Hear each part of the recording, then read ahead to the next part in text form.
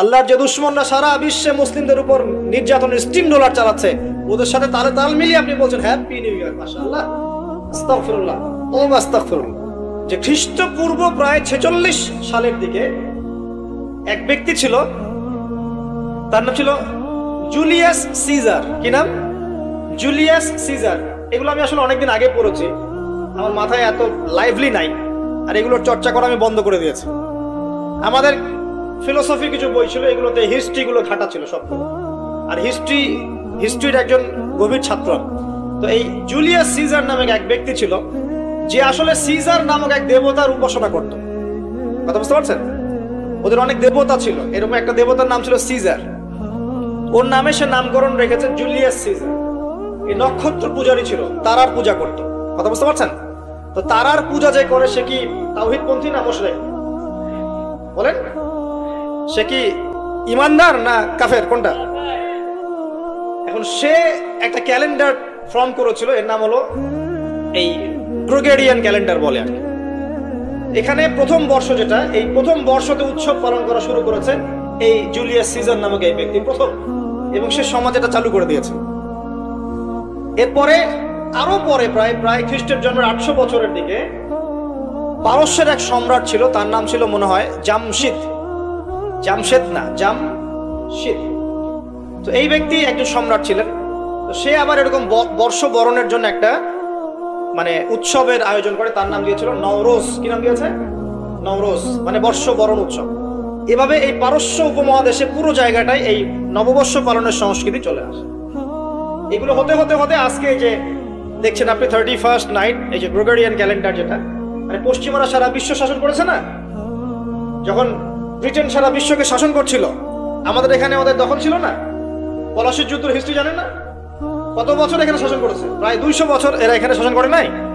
নবাব সিরাজউদ্দৌলার পতনের পর থেকে প্রায় 200 বছর এই ভারতীয় উপমহাদেশ তারা শাসন করেছে না। এখানে এই গ্রেগরিয়ান ক্যালেন্ডার ছড়িয়ে দেওয়া হয়েছে। এখন আমরা এই যে 31st নাইটের উৎসবটা পালন করছি, শুরু করছি। এটা কি আমাদের উৎসব? এটা কি মুসলমানদের? কাদের হলো তাহলে? পশ্চিমাদের, রোমকদের, পশ্চিমাদের, যাদের সাথে ইসলামের দূর দূর পর্যন্ত কোনো সম্পর্ক নাই। আর নবী সাল্লাল্লাহু আলাইহি ওয়াসাল্লাম কি বলছেন শোনেন। আল্লাহ নবী বলছেন তোমাদের জন্য আনন্দের উৎসব দুইটা। কয়টা? একটা ঈদুল ফিতর, রমজান মাসের সওম সাধনার পরে, কিয়ামুল লাইলের পরে, তারাবির পরে, তাহাজ্জুদের পরে, কোরআন খতম দেওয়ার পরে, যাকাত ফিতরা দেওয়ার পরে, ত্যাগের এই মাসের পর আমরা একটা আনন্দ করি, ঈদুল ফিতর। করি কিনা? সবাই আনন্দ ভাগাভাগি করে নেই, আলহামদুলিল্লাহ। ওই দিন আল্লাহ পাক কি করেন? আল্লাহ পাক রমজানের রোজাদার যারা ছিলেন সবাইকে মাফ করে দেন, আলহামদুলিল্লাহ। মুক্তি পাই আমরা, নাজাত পেয়ে যাই। উৎসব এটা আমাদের, আনন্দ, খুশি আমাদের। আরেকটা হচ্ছে ঈদুল আজহা, যখন ওই যে ইসমাইল আলাইহিস সালামকে যে কুরবানি করার মহান স্মৃতি, সেই স্মৃতিকে স্মরণ করে আমরা ইব্রাহিমী চেতনায় আবার কি করি? ঈদুল আজহার এই পশু কুরবানির মধ্য দিয়ে নিজের পশুত্বকে কুরবানি দেই, আল্লাহর সামনে আমরা আত্মসমর্পণ করি। করি কিনা? এই দুইটা হচ্ছে আমাদের উৎসব। এগুলো বাদ দিয়ে নবীজি বলছেন মান তাশাব্বাহা বিকওমিন ফাহুয়া মিনহুম। কেউ যদি তোমাদের মধ্যে অন্য কোন জাতির সাদৃশ্য অবলম্বন করে, যে জাতির সাদৃশ্য অবলম্বন করবে সে তাদের অন্তর্ভুক্ত হয়ে যাবে। নাউযুবিল্লাহ। আমরা কি চাই উম্মতে মুহাম্মাদের অন্তর্ভুক্ত হতে, না ওই পশ্চিমাদের অন্তর্ভুক্ত? পশ্চিমা কারা? যাদের মধ্যে ছেলে ছেলে বিয়ে করা জায়েজ। খুশি হয়েছেন? পশ্চিমা কারা? যাদের মধ্যে ছেলে ছেলে বিয়ে জায়েজ, মেয়ে মেয়ে বিয়ে জায়েজ, পর্নোগ্রাফি সবাই করতে পারে, দেখতেও পারে, মদ পান করা জায়েজ, পরকালের কোনো কনসেপ্ট নাই ওদের, লা ইলাহা ইল্লাল্লাহ কোনো কালিমা নাই, মুহাম্মদুর রাসূলুল্লাহ তারা বিশ্বাস করে না। এমনকি তারা বলছে, কয়দিন আগে বললো মেরি ক্রিসমাস, বলেছে না? যে ব্যক্তি বলেছে মেরি ক্রিসমাস 25শে ডিসেম্বরে, সে ওই দিন স্বীকার করে নিয়েছে যে 25শে ডিসেম্বর আল্লাহ পাক ঈসা আলাইহিস সালামকে জন্ম দিয়েছেন। নাউযুবিল্লাহ। কথা মানে বুঝতে পারছেন না? যখনই আপনি এটা পালন করেছেন, তার মানে ওই দিন আপনি স্বীকার করেছেন যে ওই দিন আল্লাহ পাক ঈসা ইবনে মারইয়াম, আল্লাহর পুত্র, নাউযুবিল্লাহ, তাকে তিনি জন্ম দিয়েছেন। এটা স্বীকার করেছেন আপনি, করছেন না? ওই সভ্যতার অন্তর্ভুক্ত আপনি হতে চান? ওদের সাথে হাসর করতে চান, নাকি নবী সাল্লাল্লাহু আলাইহি ওয়াসাল্লামের সাথে করতে চান? বলেন। এটা আপনাকে বেছে নিতেই হবে। আপনি মুসলমান হয়ে এটা করতে পারবেন না। ইসলাম এই নামকা ওয়াস্তে পালন করতে পারবেন না। পালন করলে পরিপূর্ণ পালন করতে হবে। উদখুলু ফিস সিলমি কাফা। তোমরা পরিপূর্ণ রূপে দিনে প্রবেশ করো। তোমরা পরিপূর্ণ রূপে দিনে প্রবেশ করো। নামাজও পড়বো, সুদও খাবো, এদিকে যাকাত দিব, আবার এদিকে আমি ঘুষও নিব, এদিকে আমি হজমরাও করব, আবার এইসব পশ্চিমা সংস্কৃতি ধারণ করব, মাদক খাবো, সুদ খাবো, জেনা করবো, ফ্রি মিক্সিং করবো, এইসব মানে হজবরল ইসলাম পালন করে এই যুগে চলবে না। পরিপূর্ণ ইসলাম পালন করতে হবে। আল্লাহ পাক তৌফিক দান করুন। পরিপূর্ণ ইসলাম পালন করতে গেলে কি আমরা এই উৎসব পালন করতে পারবো? এক নাম্বার দেখালাম যেটা ওই জুলিয়াস সিজারের চালু করা এটা পদ্ধতি, নওরোজ যেটা ওই জামশিদের চালু করা পদ্ধতি। আর আমরা মুসলমান হয়ে কিভাবে আমরা অগ্নি পূজারীদের, পশ্চিমাদের এবং ইহুদি নাসারাদের সংস্কৃতি কেমন করে ফলো করতে পারি? আমরা কি সম্ভব? আর নবী যখন বলে দিচ্ছেন মান তাশাব্বাহা বিকওমিন ফাহুয়া মিনহুম, যে যে জাতির সাদৃশ্য অবলম্বন করবে সে তাদের অন্তর্ভুক্ত হয়ে যাবে, তাদের সাথে হাসর হবে। আমি কি তাদের সাথে হাসর চাই নাকি নবীর সাথে হাসর চাই? এবার আল্লাহ পাক কি বলছেন সেটাও শুনে নেন, তারপরে সামনে যাই। খুব গৌর করে শোনেন। আল্লাহ পাক সূরা মাঈদার 51 নম্বর আয়াতে বলছেন। কত নম্বর আয়াত বলেন? কোন সূরা? সূরা মাঈদার কত নম্বর আয়াত? আয়াতটা ভালো করে হজম করেন। আল্লাহ পাক বলছেন ইয়া আইয়ুহাল্লাযীনা আমানু, হে মুমিনগণ। মুমিন কারা? আমরা মুমিন না? আমরা আল্লাহ বিশ্বাস করি না? ফেরেশতায় বিশ্বাস করি না? আসমানি কিতাবে বিশ্বাস করি না? নবী রাসূলে বিশ্বাস করি কিনা? আমরা পরকালে বিশ্বাস করি? আমরা কি ভাগ্যের ভালো মন্দ বিশ্বাস করি? আলহামদুলিল্লাহ আমরা মুমিন ইনশাআল্লাহ। বলেন আলহামদুলিল্লাহ। এই মুমিনদেরকে আল্লাহ পাক বলছেন ইয়া আইয়ুহাল্লাযীনা আমানু, হে মুমিনগণ, লা তাত্তাখিযুল ইয়াহুদা ওয়ান নাসারা আউলিয়া, তোমরা এবং নাসারাদেরকে বন্ধু রূপে গ্রহণ করো। বা'দুহুম আউলিয়াউ বা'দ, তারা একে অপরের বন্ধু। ওয়া মান ইয়াতাওয়াল্লাহুম মিনকুম ফাইন্নাহু মিনহুম, তোমাদের মধ্যে কেউ যদি ওদের দিকে মুখ ফিরায় সে আমাদের অন্তর্ভুক্ত না, তাদের অন্তর্ভুক্ত। ইন্নাল্লাহা লা ইয়াহদিল কওমা যালিমিন, আর আল্লাহ পাক এই জালেমদেরকে কখনো হেদায়েত করবেন না। মানে আমরা যদি ওদের অন্তর্ভুক্ত হয়ে যাই আমরা জালেম হয়ে যাব, আর এই জালেমদেরকে আল্লাহ পাক হেদায়েত করবেন না। আল্লাহ পাক সূরা বাকারা আরো বলেছেন ওয়ালান তারদা আনকাল ইয়াহুদ ওয়ালান নাসারা হাত্তা তাত্তাবিআ মিল্লাতাহুম, হে নবী তোমার উপরে ইহুদের লোকজন এবং খ্রিস্টানরা কখনোই সন্তুষ্ট হবে না, কখনোই সন্তুষ্ট হবে না যতক্ষণ তুমি তাদের ধর্ম মিল্লাত গ্রহণ না করছো। আপনি ওদের সাথে তালে তাল মিলে নাচ গান করেন, তারা আপনার উপর সন্তুষ্ট হয়ে যাবে। আর আপনি যখন ওদের উপর তালে তাল মিলাবেন না, লা ইলাহা ইল্লাল্লাহ মুহাম্মাদুর রাসূলুল্লাহ নিয়ে থাকবেন, ওরা আপনার উপর সন্তুষ্ট হবে না। আমরা কি দুনিয়াতে ওদের সন্তুষ্টি চাই না আল্লাহর সন্তুষ্টি চাই? যদি আল্লাহর সন্তুষ্টি চাই, নবীর সাথে হাসর করতে চাই, কোন মুসলমান যুবক যুবতী আগামী এই নোংরা অপসংস্কৃতিতে গায়ে গা ভাসাবে না।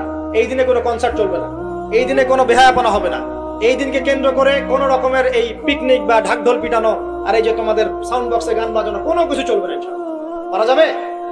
মনে রাখবে এই কাজটা ছোট নয়, করার মধ্য দিয়ে আপনি কুফর করছেন। কুফর, আপনি আল্লাহর নবীর হাদিসকে অস্বীকার করছেন, আল্লাহর কোরআনের আয়াতকে অস্বীকার করছেন, আপনি আল্লাহর দুশমনদের সাথে খুশি পালন করছেন। সুবহানাল্লাহ। আল্লাহর যে দুশমনরা সারা বিশ্বে মুসলিমদের উপর নির্যাতনের স্টিম ডলার চালাচ্ছে, ওদের সাথে তালে তাল মিলিয়ে আপনি বলছেন হ্যাপি নিউ ইয়ার। মাশাআল্লাহ, আস্তাগফিরুল্লাহ, তওবা আস্তাগফিরুল্লাহ, আল্লাহ পাক মাফ করুন। এবার দেখেন এটা কি আমাদের দেশেরও সংস্কৃতি? এই জিনিসটা কি আমাদের দেশের সংস্কৃতি? বাঙালি ভাষা, বাঙালি জাতি, বাংলা ভাষা আমাদের প্রাণের যে ভাষা এবং দেশ এবং মাতৃভূমি, এদের সাথেও কি এটা সম্পৃক্ত? এদের সাথেও কি এটা যোগসূত্র আছে? এটা ধার করা সংস্কৃতি, কথা ঠিক কিনা? ধার করা সংস্কৃতির চর্চা আমরা বাংলার মাটিতে কেন করব? আমাদের বাংলা সংস্কৃতি নাই? আমরা বাঙালি না? আমাদের ভাষা নাই?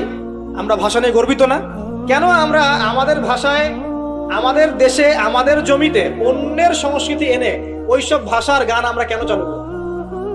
ওইসব ভাষায় আমরা ঢাকঢোল কেন পিটাবো? আমাদের নিজস্ব সংস্কৃতি নাই? আছে কি নাই? এবার আসেন আরেকটা পয়েন্ট দিয়ে শেষ করি এই লেকচারটা। সেটা হলো একটা বছর যে চলে গেল, একটু মনোযোগ দেওয়ার দিকে। একটা বছর যে চলে গেল, এক বছর চলে যাওয়াতে কি আমার খুশি হওয়া উচিত না কষ্ট পাওয়া উচিত? মনে করেন আপনার 60 বছর হায়াত আছে বা আমার 60 বছর হায়াত আছে, কথার কথা বলছি। এখন এক একটা বছর যে চলে যাচ্ছে, আমি কি মৃত্যুর দিকে একটু একটু করে আগাচ্ছি না? আপনি আগাচ্ছেন না? কি ভাই কথা বলেন, আগাচ্ছে কি না? তাহলে আমরা একটা বছর চলে যাচ্ছে মানে কি আমরা একটা একটা করে ধাপ আগাচ্ছি কবরের দিকে। এখন আমার জীবন থেকে 2022 সালটা চলে গেল, তার মানে এক বছরে আমি কতটুকু নামাজ পড়লাম, কতটুকু রোজা রাখলাম, কতটুকু তাসবিহ তাহলিল করলাম, কতটুকু দাওয়াতি কাজ করলাম, দিনের জন্য কতটুকু কি করলাম, এইটা ফিকির করা উচিত না আমার? আমার জীবন থেকে একটা বছর চলে গেল মানে আমি কবরের দিকে এক ধাপ এগিয়ে গেলাম। এখন এগিয়ে যাওয়ার খুশিতে আপনি আজকে উৎসব পালন করছেন। আস্তাগফিরুল্লাহ, কি বুদ্ধি মাথায় দেখেন। জীবন থেকে একটা বছর হায়াত কেটে পড়ে গেল, এটাতে সে খুশি হয়েছে এবং খুশি হয়ে সে উৎসব পালন করছে, কনসার্ট করছে, ঢাকঢোল পিটাচ্ছে, পিকনিক করছে। কত বুদ্ধি মাথায়! মৃত্যু কাছাকাছি আসলে কি মানুষ খুশি হয় না কষ্ট পায়? মৃত্যু কাছাকাছি আসলে মানুষ কি খুশি হবে নাকি আরো চিন্তা করবে, হায় আফসোস, এক বছর যদি আরো ভালো কাজ করতে পারতাম আরো ভালো হতো? কোনটা বলেন? আফসোস হবে না? অবশ্যই হবে। হ্যাঁ, তার মানে এখন আপনি যদি কিছু করতেই চান, এই 31st নাইটে যদি আপনি কিছু করতেই চান, তাহলে আমি বলবো, আমার পরামর্শ, সুন্দর করে ওযু করে আইসে আপনাকে জায়নামাজে দাঁড়াতে হবে। দাঁড়ায় 2 রাকাত নামাজ পড়ে চিন্তা করবেন, আল্লাহ, এক বছর যে চলে গেল, আমি এই গত বছরে কি করলাম? দিনের জন্য কি করলাম? দুনিয়ার জন্য কি করলাম? পরিবারের জন্য কি করলাম? কতটুকু জ্ঞান অর্জন করলাম? কয়টা কোরআনের আয়াত শিখেছি এক বছরে? কয়টা হাদিস শিখলাম? কয় ওয়াক্ত নামাজ ঠিক মতো পড়লাম? রমজানের সওম রেখেছিলাম কিনা? দান সদকা করেছিলাম কিনা? সৎ কাজে আদেশ করেছিলাম কিনা? অসৎ কাজে নিষেধ করেছিলাম কিনা? এই ফিকির করতে পারেন আপনি বসে বসে। যদি করতেই হয় কিছু, তাহলে এটা করতে হবে। অন্য কিছু করার সুযোগ আছে? উচিত হবে? একে তো আমাদের দেশের সাথে এই সংস্কৃতির কোনো সম্পর্ক নাই, এটা দেশদ্রোহিতাও হচ্ছে, আবার ইসলামের সাথে দূরত্ব কোনো সম্পর্ক নাই, ইসলামের সাথে দ্রোহিতা করা হচ্ছে। তাহলে বলেন, আমরা যদি আল্লাহ এবং তার রাসূলের সন্তুষ্টি চাই, তাহলে আমরা কি আল্লাহ এবং তার রাসূলের শত্রুদের সংস্কৃতি গ্রহণ করতে পারি? আল্লাহ পাক আমাদের সবাইকে বোঝার তৌফিক দান করুন।